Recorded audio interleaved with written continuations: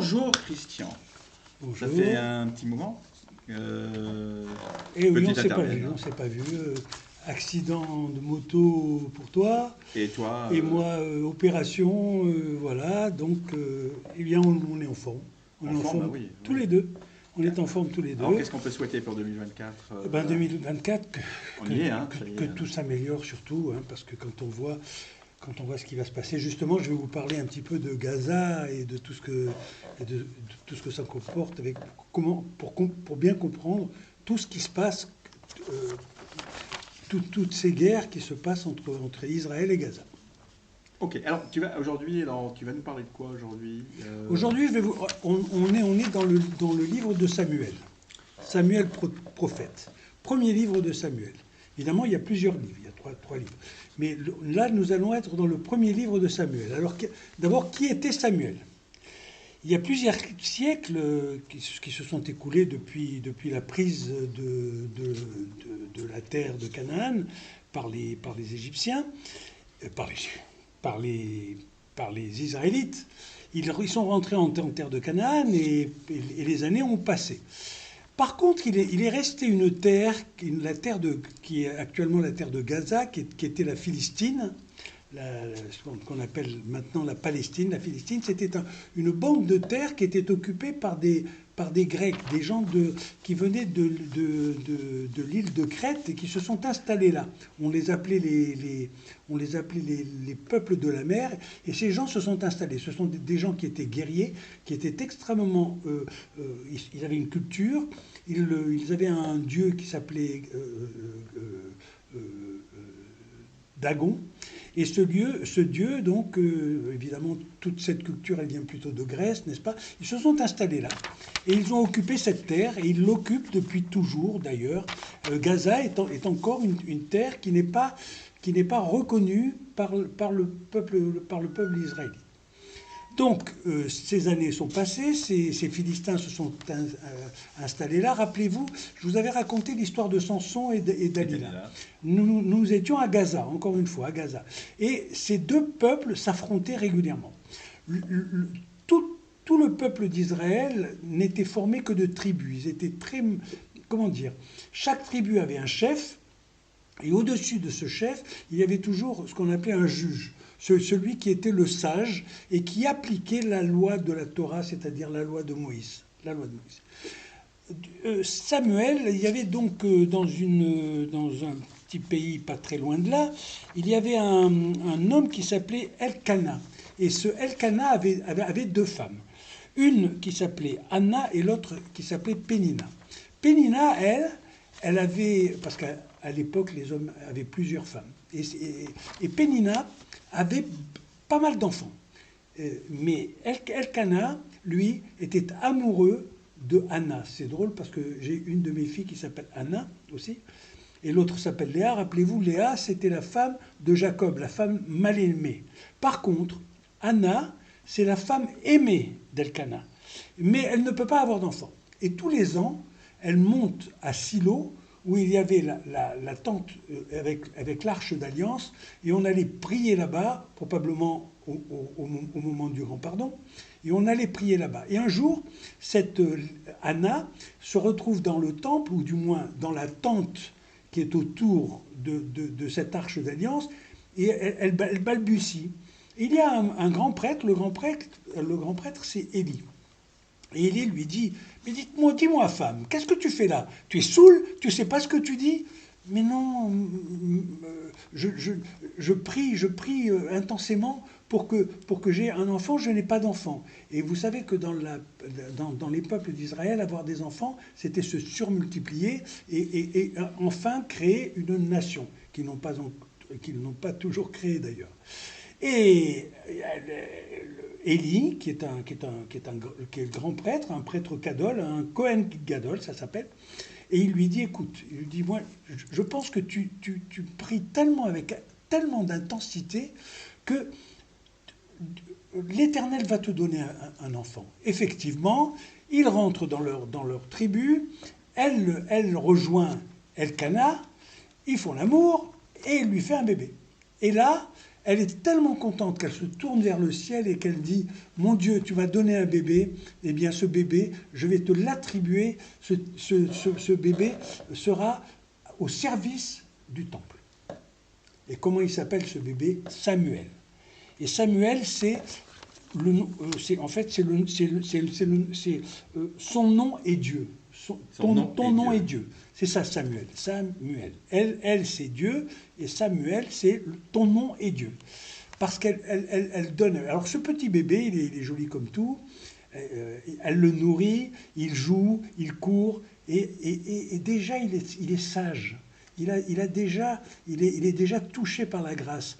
Et un jour, alors que le bébé est sevré, elle monte au temple. Elle monte, non pas au temple de Jérusalem, mais elle monte au temple installé à Silo, autour de cette arche, et elle donne à son fils, elle donne à Élie, le grand prêtre, elle donne son fils, elle lui donne. Et ce petit va être élevé par le grand prêtre, Élie. Et petit à petit, ce garçon grandit, il devient adolescent, et à un moment, alors qu'il est adolescent, il est extrêmement pieux, il travaille beaucoup avec le grand prêtre Élie, et une nuit, il entend une voix, il entend Samuel, Samuel. Il se lève, il court vers le prêtre, et il lui dit, tu m'as appelé, Élie? Mais non, va te recoucher, qu'est-ce que tu me racontes là? Il va se recoucher, et quelques jours après, il entend dans son sommeil, Samuel, Samuel. Il se lève, il va vers Élie. Maître, est-ce que tu m'as appelé? Mais non, va te recoucher. Mais Élie comprend quelque chose. La prochaine fois que tu entendras ton nom, tends bien l'oreille, parce que c'est probablement l'Éternel qui veut te parler. 4 jours après, il va se recoucher, le petit. Il est adolescent, il est extrêmement pieux, il est extrêmement élevé. Il entend Samuel, Samuel, et là, il pense à ce que lui a dit Élie, et il se tourne vers cette voix. Il lui dit, oui, l'Éternel, je suis là, réponds-moi. Et l'Éternel lui dit, écoute-moi bien, tu as un avenir glorieux.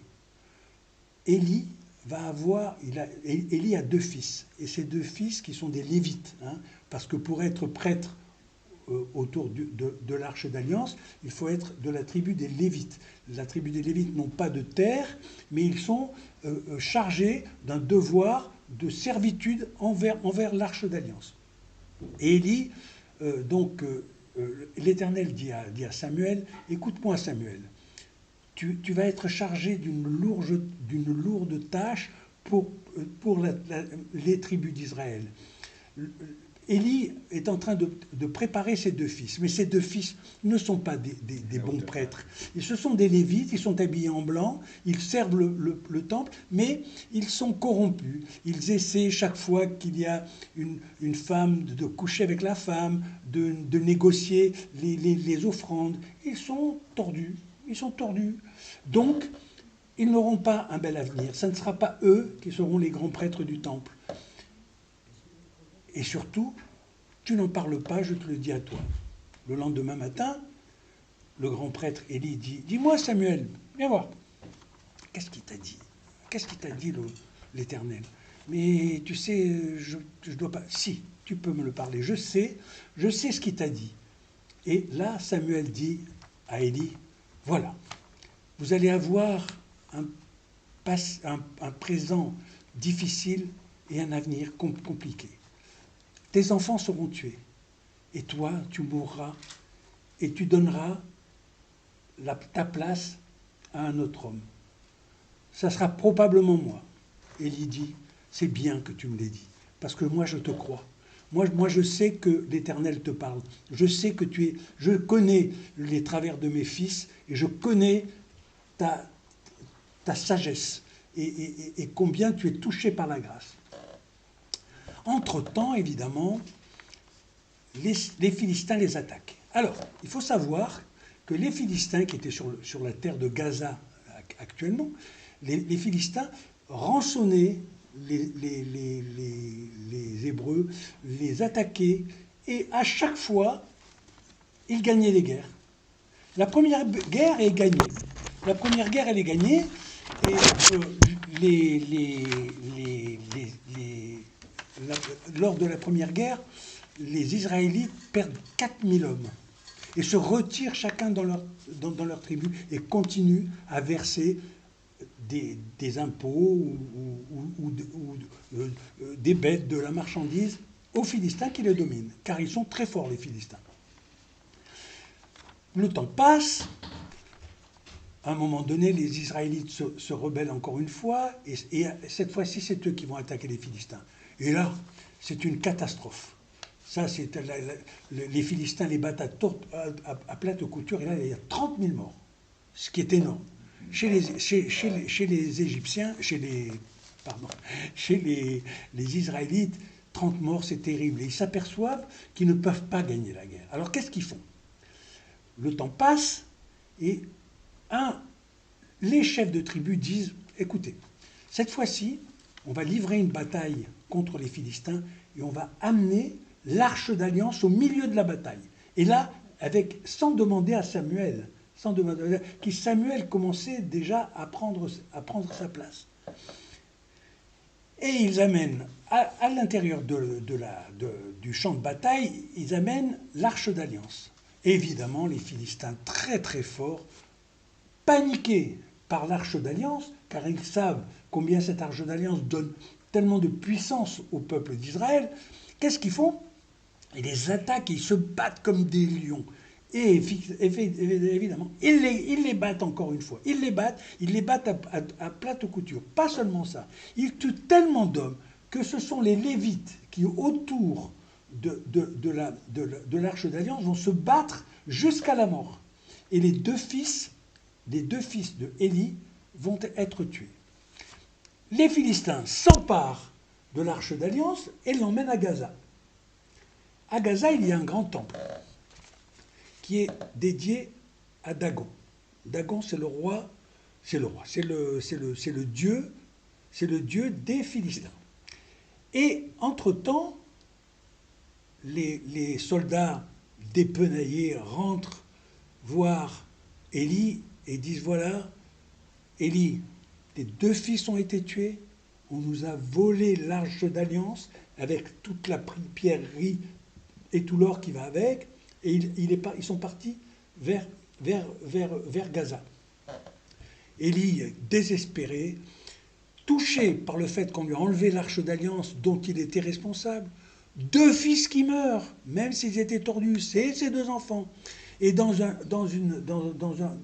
mouvement de désespoir, il se jette vers l'arrière, il tombe, et là, il tape la tête et il meurt. Et là, à ce moment-là, celui qui est dédié au grand prêtre, c'est Samuel. Samuel qui, lui, pendant ce temps-là, a grandi. Entre-temps, chez les Philistins, l'arche d'alliance est rentrée dans le temple. Et un jour que les Philistins vont rendre visite à leur Dieu, ils s'aperçoivent que le Dieu s'est désintégré, tombé en morceaux. Et là, ils commencent à comprendre combien le Dieu, l'Éternel des Israélites, est tellement important.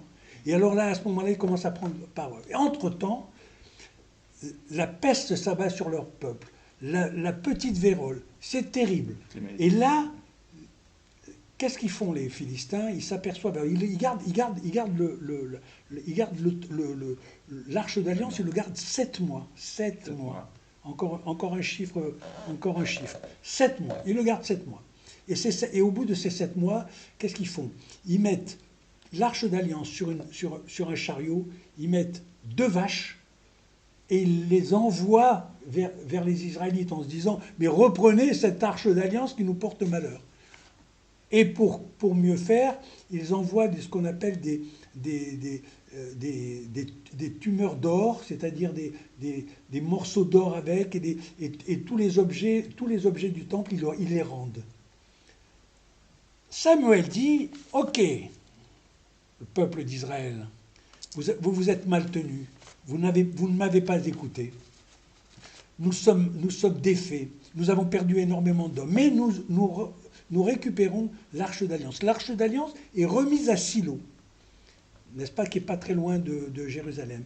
L'Arche de l'Alliance est remise à Silo. Et là, petit à petit, les années passent, parce que tout ça, ça a pris des années. Petit à petit, les années passent, et Samuel prend sa place importante à l'intérieur de notre communauté israélite. Voilà. On va s'arrêter là pour aujourd'hui. La suite au prochain numéro, évidemment. Alors Samuel, en fait, il a été adoubé ou il était reconnu comme étant le fils spirituel d'Élie.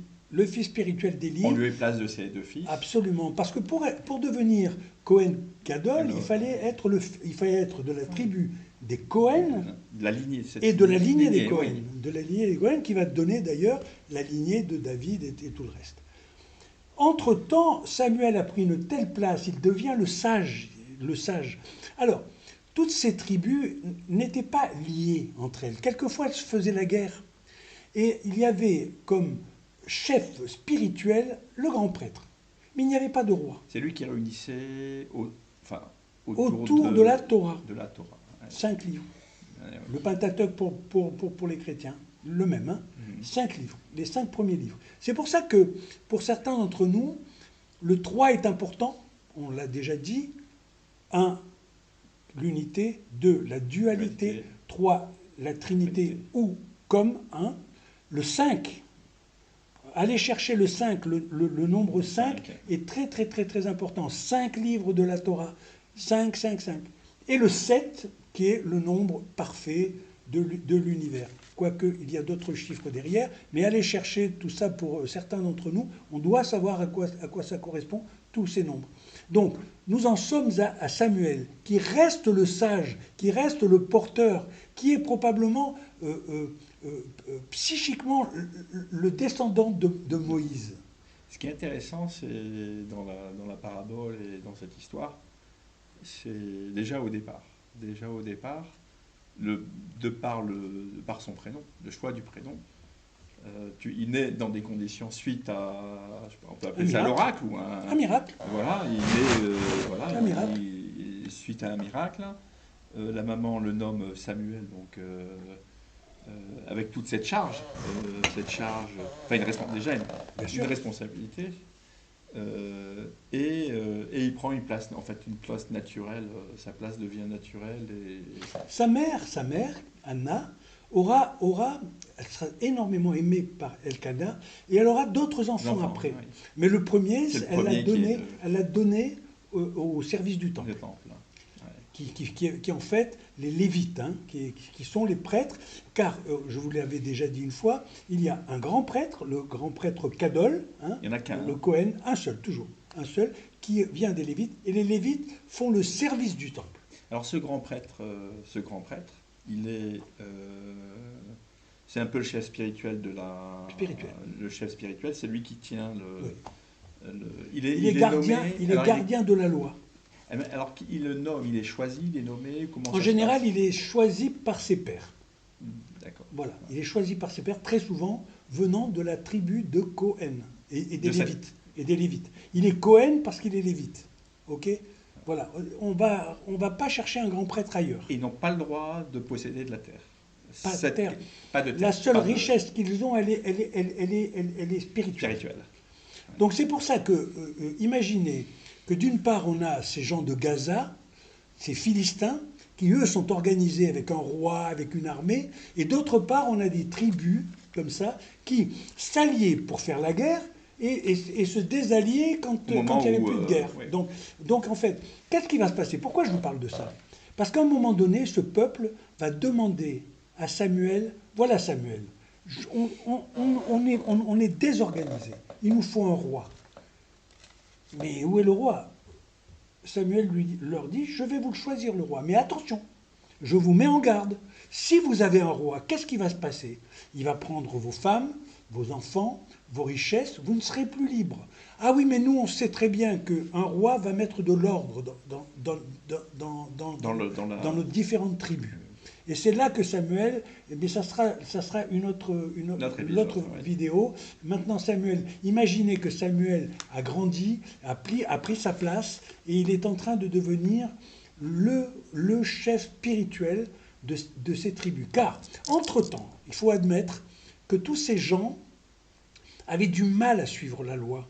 Ça veut dire qu'en fait, ils avaient la loi de Moïse, mais quelquefois, ils avaient d'autres dieux, quelquefois, ils ne se tenaient pas bien, quelquefois, ils étaient violents, quelquefois, ils se livraient à l'adultère, qui était absolument interdit, quelquefois, ils se livraient à des façons de manger qui n'étaient pas écrites dans la Torah, dans les cinq livres de la loi. L'homme et ses passions. Voilà. Donc, voilà. Alors, surtout, dans toutes ces histoires que je vous raconte, schématisez. Posez-vous des questions. Qui est Samuel? Qu'est-ce qui revient? Pourquoi on le donne au service du temple? Pourquoi ces nombres? Pourquoi son nom? Vous avez remarqué, je l'ai déjà dit, à chaque fois que vous voyez un prénom avec Raphaël, Samuel, Ézéchiel, ça vient de l'Égypte, car n'oubliez pas que pour ma part, les Hébreux sont des anciens Égyptiens, avec des anciens Égyptiens monothéistes. J'ai eu un petit problème avec un de mes amis qui est juif et qui n'a pas compris quand j'ai dit, j'espère qu'il va m'écouter, quand j'ai dit que Gaza n'était pas une terre cachère. Pourquoi? Parce que justement cette terre a toujours été occupée par des incirconcis. Ça veut dire que les Grecs qui étaient là, qui venaient de l'île de Crète, n'étaient pas des Hébreux. Et il a très mal pris parce que comme lui, il a une forte identité juive, il a cru que je lui enlevais un morceau de terre. Mais pas du tout. Dans la Bible, j'en ai déjà parlé, cette terre de Gaza. D'ailleurs, vous verrez, à la suite de tous ces problèmes, les Israélites d'aujourd'hui, les Israéliens d'aujourd'hui, vont rendre cette terre. Pour l'instant, ils sont en train de l'épurer à leur façon, on les coupe, on les pour, ça c'est une autre histoire. Mais ils vont rendre cette terre de Gaza, car la grande Israël, c'est la terre de Salomon, c'est-à-dire de l'Euphrate au Nil, et sans Gaza. Gaza ne sera jamais une terre juive et ne sera jamais une terre cachère. Elle a un statut particulier. Elle a un statut particulier parce que elle n'est pas. Vous savez que chez les juifs, toute la loi vient de la Torah. Okay. D'ailleurs, les chrétiens se sont complètement inspirés et viennent de là. C'est pour ça qu'aujourd'hui on peut parler de judéo-chrétiens parce que toute la première partie de la Bible, c'est la Torah et les livres, dont les 3 livres de Samuel. Alors, voilà. Il y a une chose qui m'intéresse et qui je trouve dans la tragédie, c'est qu'à un moment, sachant que l'arche de la Bible, c'est ce qui est sacré au-delà de ce qui est sacré, on l'amène. En fait, ils la perdent. Ils vont la perdre pour la première fois. Pour la première fois. Et ça, c'est tragique parce que. C'est tragique. Bon, ils ont de la chance parce qu'elle leur revient. Elle revient, mais ce qui est intéressant, c'est dans le fait que les 2 fils, les fils d'Élie, j'allais dire, aient joué avec ça, avec cette, enfin de l'amener dans un endroit où, enfin, ça n'a rien à voir. Alors tout le peuple était d'accord. Hein. D'accord, tout le peuple était d'accord, puisque la première fois, rappelez-vous, quand je vous ai raconté l'histoire de Jéricho, c'est avec l'Arche d'Alliance qui font tomber les murs. Mais vous vous rappelez que tomber les murs de Jéricho, c'est par la foi, c'est pas par c'est par la foi. Et là encore, mais comme ils ne sont pas purs, l'Éternel ne leur donne pas le choix. Vous ne gagnerez pas cette guerre, vous allez payer pour ça. Et il y a eu, je sais puis il y a la rédemption, morts, 40, la phase de rédemption. 40 000 morts, encore une fois. Puis en cette période, 40 000 morts, c'est énorme, colossal, énorme. C'est Effectivement, hein, n'oubliez pas que 40, c'est aussi un symbole. Hein, le 40, c'est un symbole. Bon, voilà, tous ces chiffres sont symboliques. Toutes ces histoires que je vous raconte, je vous les raconte d'une façon, mais elles sont symboliques. Tirez-en la quintessence. Ça, c'est le mot de dire. Quintessence. Cherchez le 5. Le 5. La quintessence. Qu'est-ce que c'est que la quintessence? C'est ça. Pourquoi 5? Parce que les 4 éléments plus le 5e. Et le 5e, c'est l'alchimie de la connaissance. C'est ce qui relie ensemble. Je répète, hein, le premier, c'est la terre, le deuxième, c'est l'air, le troisième, c'est l'eau, le quatrième, c'est le feu, et le 5e élément, c'est, on peut dire, c'est alchimique, c'est-à-dire l'alchimie, c'est justement toute cette compréhension de l'absolu. Alors on peut l'appeler l'éther, on peut l'appeler le mercure, mais ce n'est pas l'alchimie des tubes l'alchimie au sens... c'est l'alchimie au sens idéologique et au sens spirituel. Au sens spirituel. C'est pour ça qu'on parle de quintessence. Voilà. C'est pour ça que quand on dit on va chercher la quintessence, c'est-à-dire que toute cette alchimie, c'est ça la Bible. La Bible, c'est là pour vous. Je vous raconterai une histoire que j'ai racontée ce matin à ma femme et à ma fille. Je vous raconterai cette histoire magnifique de l'échelle. Enfin bon, voilà. Là, je pense qu'on va en rester là. Ça ne sera pas l'échelle de Jacob, mais c'est un symbole. C'est une autre histoire, vous verrez, elle est complètement symbolique. Alors, n'hésitez pas à commenter. Ah oui. Les pouces. Alors, les pouces partagés pour qu'on sache. Les abonnements. Nous, ça ne nous rapporte rien, c'est simplement... Je vais vous dire pourquoi. Je vais vous dire ce que je pense profondément. Aujourd'hui, je vais avoir 80 ans. Je pense j'espère qu'il me restera plus beaucoup de temps à vivre. Et tout ce que je sais, ça fait très longtemps que je le travaille, je vais essayer de vous le donner. Je vais essayer de vous passer ça. Moi, j'ai rien à gagner, j'ai rien à perdre. Voilà, tout va très bien. Mais je veux absolument que tout ce que je sais, je vous le donne. Voilà. Ça permet de référencer la chaîne, de la bien faire sûr, connaître. Bien sûr. Alors faites-la, parce que vous savez exactement ce qui nous manque aujourd'hui, c'est ça, c'est la spiritualité. Nous avons perdu cette spiritualité, nous avons perdu le sens du sacré. Je le dis très souvent, et je pense que c'est ça qui nous sauvera. Si nous voulons faire nation, si nous voulons faire sens, il faut revenir à la spiritualité. Ce qui ne nous empêche pas d'avoir des belles Mercedes et des Harley Davidson, hein, mais revenons à la quintessence. Et au dialogue aussi, parce que dans les dialogues, on peut avoir des conflits, mais dialoguer, la parole. C'est pas un hasard si on dit au commencement était la parole et la parole était Dieu.